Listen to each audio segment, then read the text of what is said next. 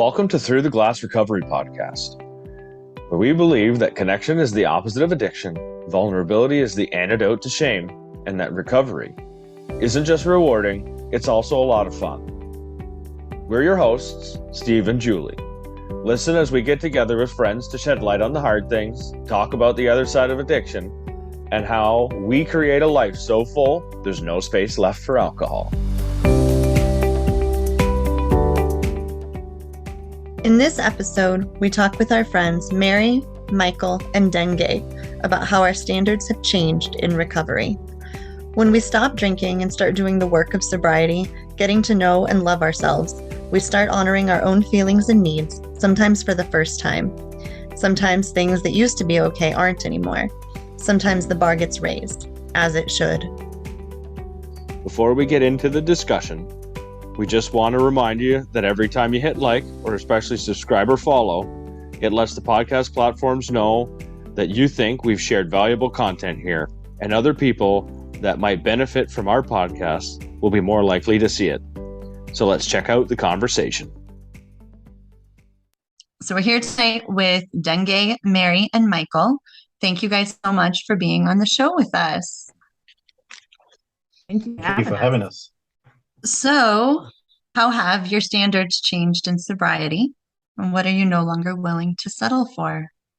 You want to go, Denge? Go for it. No, you go first.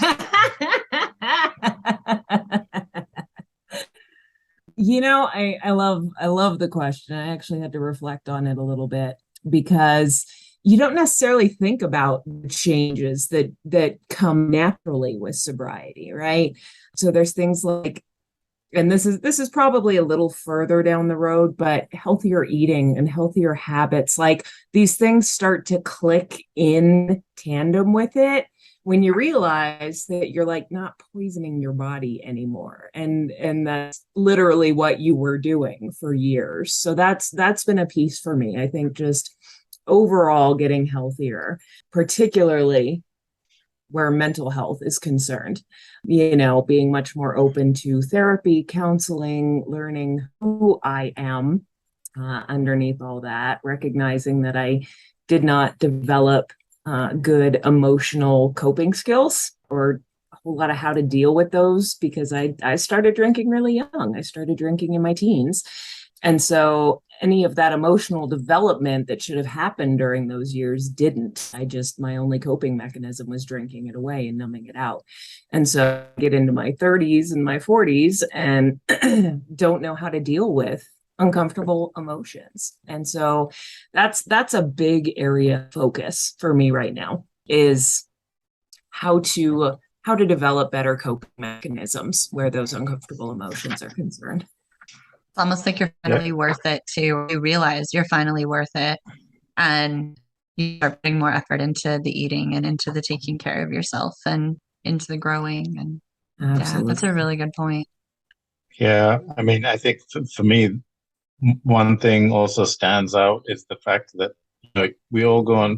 we start this journey of not realizing like all these unexpected things that are going to start popping up in your life.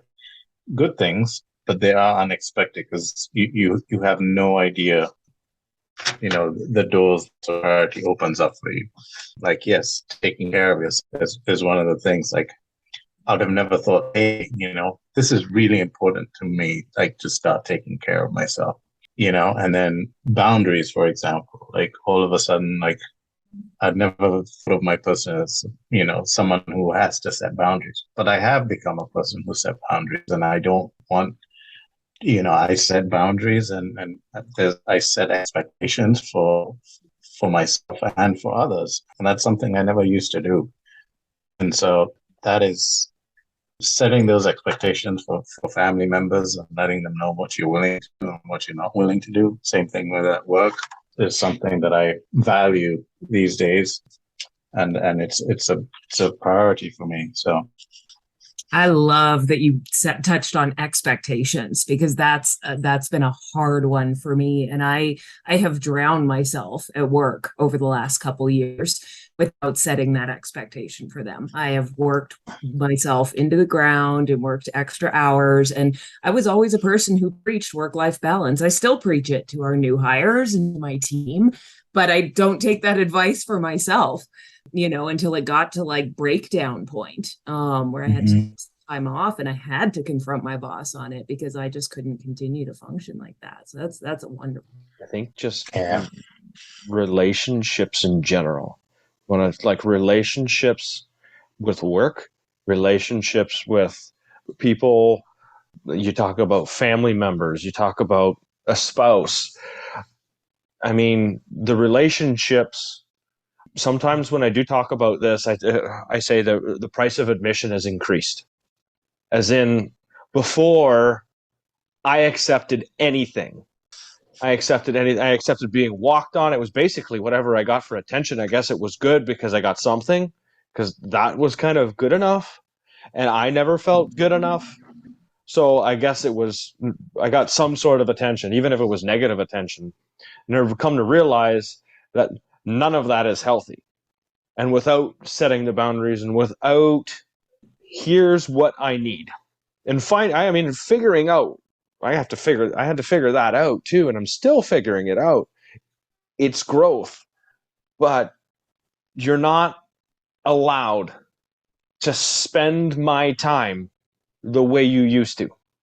You're not allowed to determine that my time is more or less valuable than yours. We are equals now. Before, I never, looked at everyone as equals. It was like, you're up here, so your time is more valuable. Everyone's time was more valuable than mine, let's be honest. Time is an amazing currency. When you look at it, all of our time is just as valuable. And I never treated it that way before. And so I get to treat my time with respect now. And that has allowed me to treat your time with that same respect. And once I realized that, boundaries come into play, everything kind of plays into and around that. And that's how I like to look at, these are like kind of what Denge said, these are my expectations. You're okay. It's okay if you don't meet them. This is the boundary though. And this is what happens if that doesn't happen. You don't get to treat me like a doormat anymore. Absolutely. We all end up gaining self-worth when you quit drinking and you start taking care of yourself. And I think that's something that I see in so many people when they quit drinking and they start doing all of the work of sobriety. Self-worth is one of the first things that increases. So many of us had virtually no self-worth while we were just drinking away our lives. And for me, like, I value my time finally for the first time, maybe ever. And I can look at, and this goes kind of along with boundaries too. I can look at situations, I can look at relationships, I can look at obligations that I've chosen to take on or not. And it's easy to say now, does this deserve my time and energy?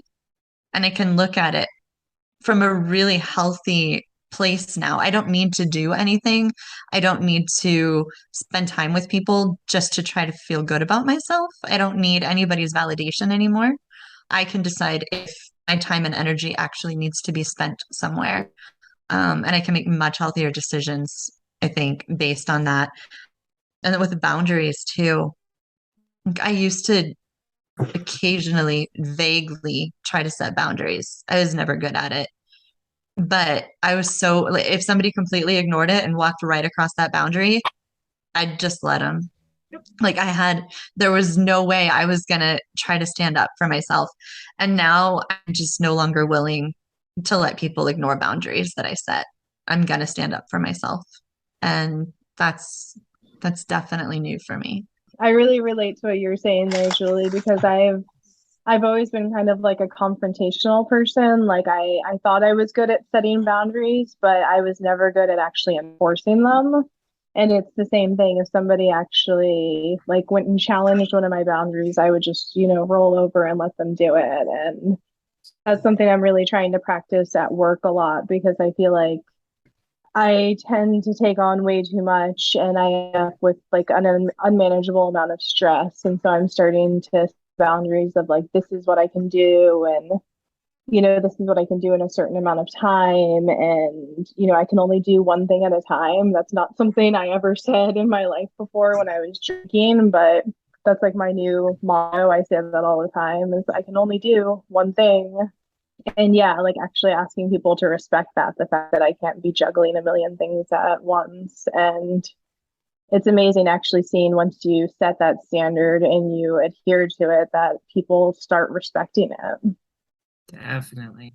I this is kind of a squirrel, which is like an offshoot, but the time thing, it made me think about when you're really in early recovery and you're just starting, how uncomfortable that extra time can be, because you come to value it over time. But in the beginning, like a weekend was daunting. It was scary. You had no idea what to do with that time because Absolutely. you were used to spending it drinking. I think it's interesting to even note the shift in getting that growth, and that that as we start to heal as people, that time becomes valuable again. Yeah, I mean, I'm agreeing with everything that everyone is saying. I think the thing about time, and when I used to drink, I think it just helped me do a lot of things that I didn't want to do. That's one thing I realized, is that it pushed me and helped me to get through situations that I didn't necessarily want to be in. And now I've realized, hey, I was forcing myself to be in these situations that I didn't want to be in. So why bother being in them anymore? It's just like, now I'm just, again, setting those boundaries and be like, no, I don't want to do that. I don't want to spend my entire weekend just doing things I don't necessarily want to do. And I, my time so much more now. There's always these things. Oh, we got to do this. We got to do that. We got to do this. No, I don't. We don't have to do anything. That sometimes comes as a shock to some people. But I think it's all for the better that we, as long as you're happy with the decisions that you're making and you're happy and content with the time with what you're doing with your time, then I think other people have just got to learn to settle with that. I think that's something too that we teach people how to treat us. And if we've been teaching the people around us to walk all over us for the last 10 or 15 years, and then suddenly we're like, hey, here's a boundary, they're going to completely ignore it and walk right over it. And I know so often we're like, but I just set a boundary. And it takes a while to teach all of these people, like to reteach them how we're going to be treated now. It takes a lot of patience, I think, from us too. And that's with kids and spouses and friends and everybody. They're used to us being a certain way. And so it comes as a huge shock when you suddenly like, no, I'm not going to spend my weekend doing whatever it is you want to do. And then you stand by it. It gets hard for them. And I think sometimes we just have to be patient and remind ourselves that they're not used to this. And it takes effort on our part too to teach them what life is going to be like now. For sure. We used to reward them. We used to reward them for overstepping our boundaries. We go and we say, this is what I don't want to do. And then 10 minutes later, you're go ahead and doing it. Right? Yeah. It's like, so here's the reward for saying no, I'm going to do it anyway. I just gave you exactly what you wanted. And we sit here and we're like, oh crap, I just did what I didn't want to do. I don't know. For me, like I say, time, but everyone has value. So if I treat you with respect and you don't treat me with respect, then we have a problem. And it's up to me to communicate that to you. If I don't communicate that to you, this is where it gets difficult. If I don't communicate that to you, then I'm saying that that's all right because I'm allowing it. And that's hard. I mean, I'm still not good at doing that. It's like, oh my God, here comes another hard conversation. I am just going to let that one go. Because I don't want to have that hard conversation, whether it's with work, because that's a hard conversation, whether it's in a relationship, even when it's with your kids, geez. Mm-hmm. Right? Like, Yeah. it's so. I think I have forever seen other people as having more value than me. I always place other people's feelings above my own. And I'm just starting to realize that we're equal. And so I was always really bad at communicating anything, communicating my needs or communicating how I was feeling in a situation because I didn't want to make someone else feel bad or make someone else feel uncomfortable. And now I'm realizing I'm kind of obligated to myself to start communicating those things. It's not easy. It's really, really hard for me because I don't want to make anybody else feel bad, but it's an absolute necessity. And so I guess my standards of communication are changing. I'm no longer willing to just sit back. I'm almost forcing myself to speak up for myself now. And I never would have done that before. I'm noticing this recurring trend with a lot of us in this community of being people pleasers. Mm-hmm. And we have a really hard time, myself included, with the thought of anything that I do making someone else uncomfortable, be it hurting their emotions, be it inconveniencing them, be it, making them do something that I would otherwise do for them. So many of us carry, I hear this story over and over again. And I think it goes back to exactly what you're saying is we did not have boundaries, or we let people walk all over them, and you're just not aware of those things. I think when you're drunk, it's just not something that even crosses your radar as wrong. And becoming aware of these things is, it's a journey, it's a process, it's hard, it's definitely hard. Yeah.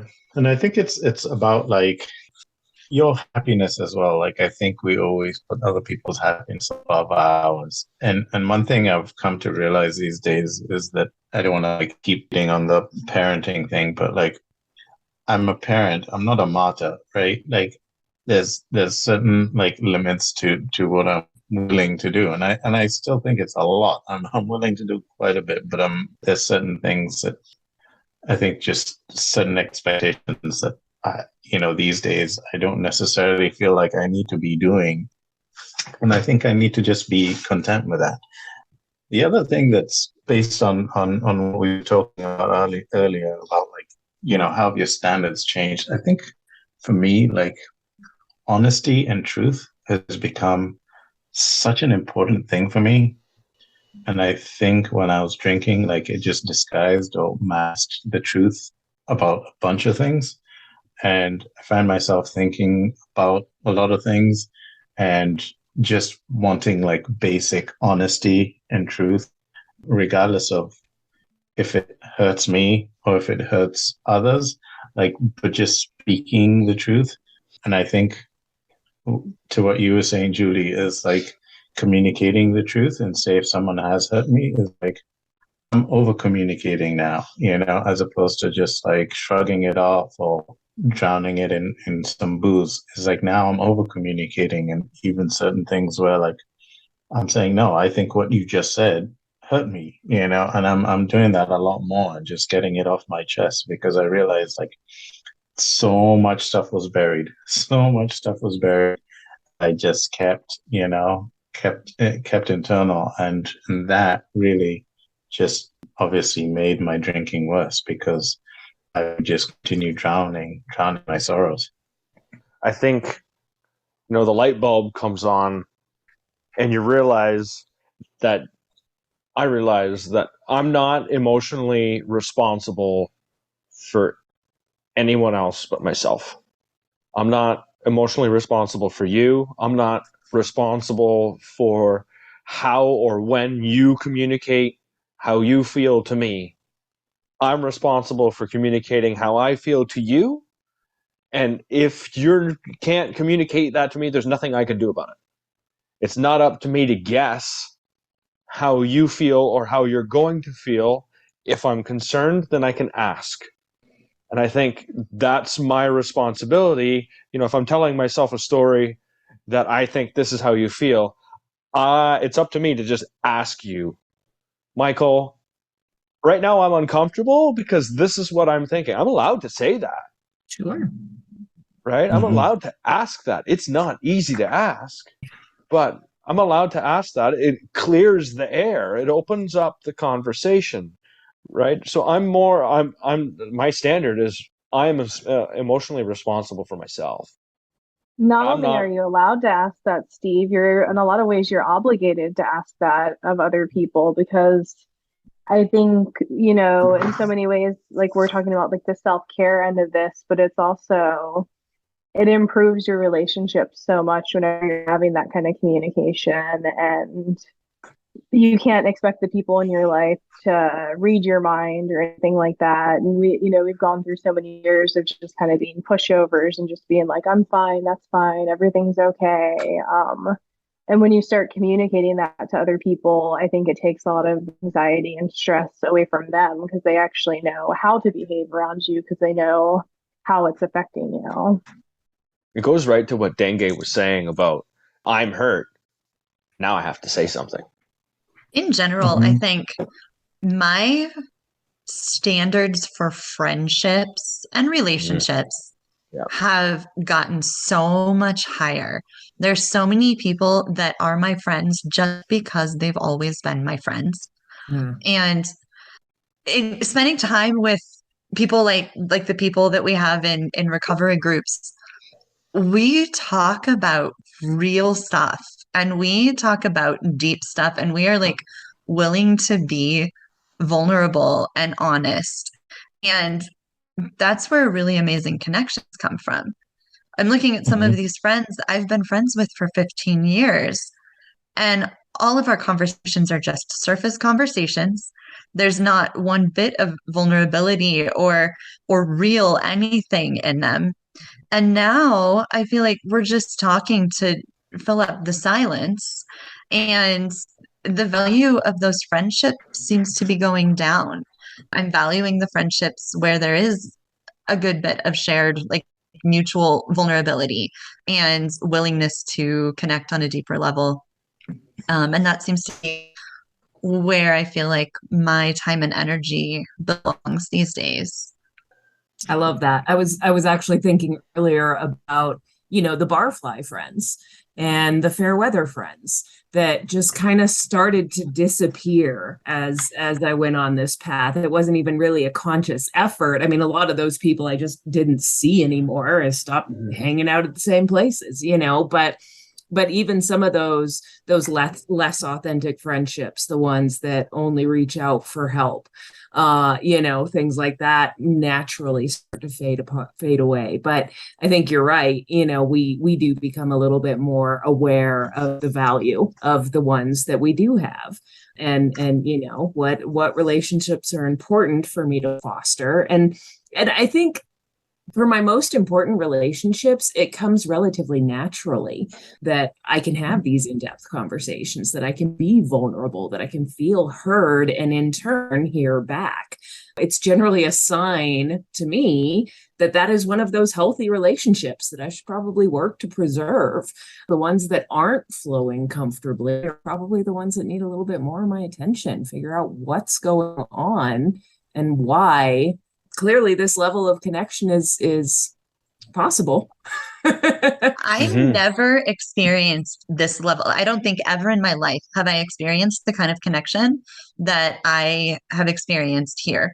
Never had conversations the way that I have had here, where we're just so completely open and honest. So I guess maybe that's new for me. Like, even some of my closest relationships, there's virtually no vulnerability. There's no, you touched on authenticity and authentic relationships. And there's so much to be said for that.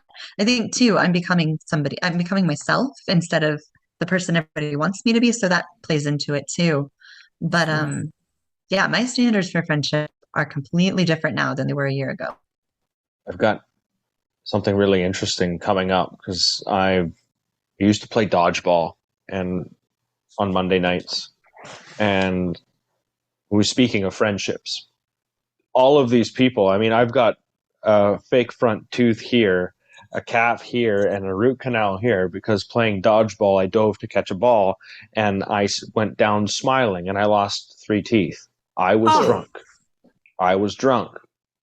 I didn't even rip a lip or anything, but I was drunk, really drunk, playing dodgeball. That happened. This is the same team. So I continued playing. I was that guy who lost his teeth playing dodgeball. Nobody knew. Nobody knew. I never told anybody I was drunk. One of the guys on the dodgeball team is also an alcoholic. He's sober probably a year and a half longer than me. Maybe 2 years. I don't know, somewhere in that range. But anyways, he quit before I did. I left the dodgeball team because I wanted to play golf. I ended up drinking a whole bunch when I golfed because I created my own league. Anyways, there's like 8 people. This team used to be like family. You want to talk about friendships?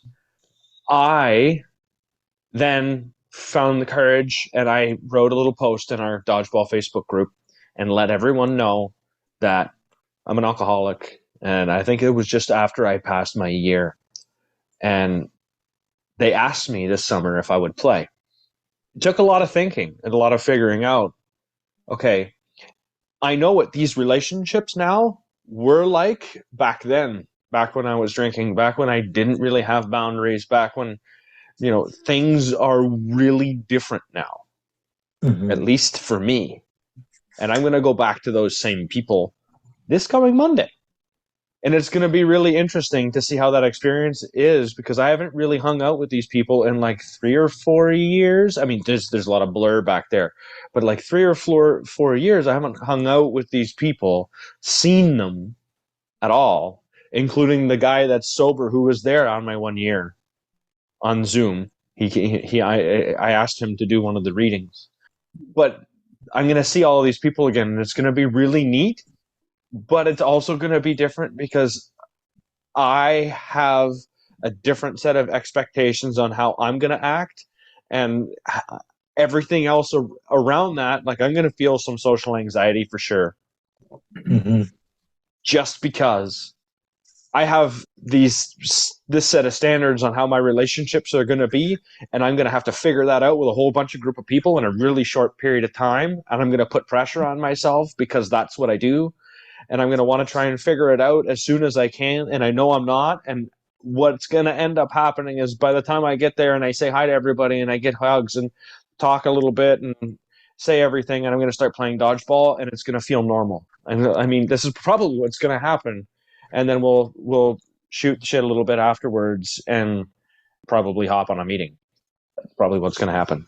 But it's going to be really neat because I'm starting to venture. This is after a year and a half. I'm starting to venture out into the 3D world because I've practiced enough in this 2D world with you guys that these pieces and the courage and the even if it's not going to go right, or even if it doesn't go right, I know I have a place to come back to. It's an exercise in authenticity.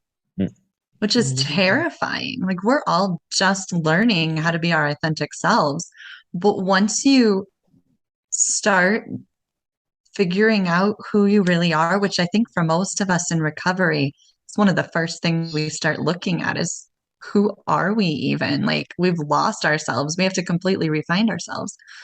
And so we start practicing authenticity, but it can be really scary to take that out into the world, and especially out into the world where it's people that knew you before and suddenly you're a completely different person with a completely different set of standards.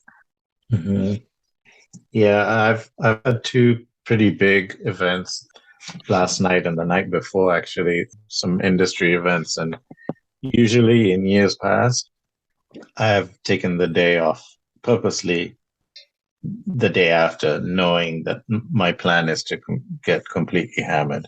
And it was surreal going to these 2 events. The first one, I had a bit of difficulty just going into like a big ballroom with people just standing around with drinks in their hand.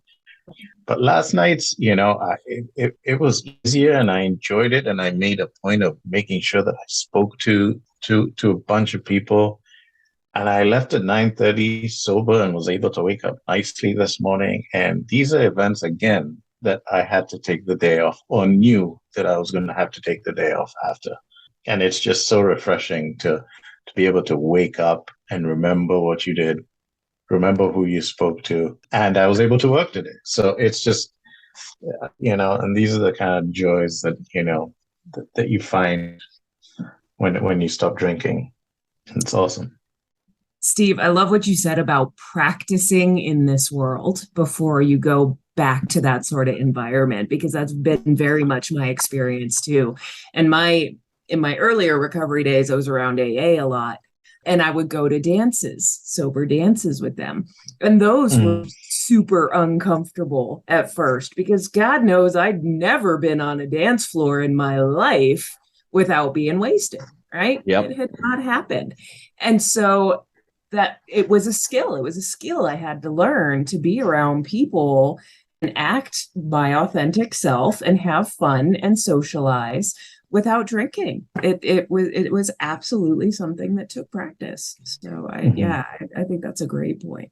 I think too, our standards of behavior change, right? Oh, yeah. What used to be acceptable on a dance floor or in a ballroom or virtually anywhere is just no longer acceptable. And we know that. And we know that we're going to wake up in the morning and have held by those standards and not have 1,000 things to regret or wonder about when we wake up. Just some really nice standards to have changed. Huge. So on that note, Denge, Mary, Michael, we want to thank you guys for being here with us tonight. It's been a pleasure. Thank you for having us. Yeah, and hopefully we'll get to see you guys again on here soon. Yeah, it was awesome having you guys on. Thanks for taking the time tonight. Really appreciate it. Yes, thank you. It's always wonderful to have these conversations and stay plugged in and get to know each other just a little bit better. Thanks for hosting, Steve and Julie. Mm-hmm. Thanks for driving the bus. It's a great service that you do. Agree. Thanks, guys. We'll see you guys again.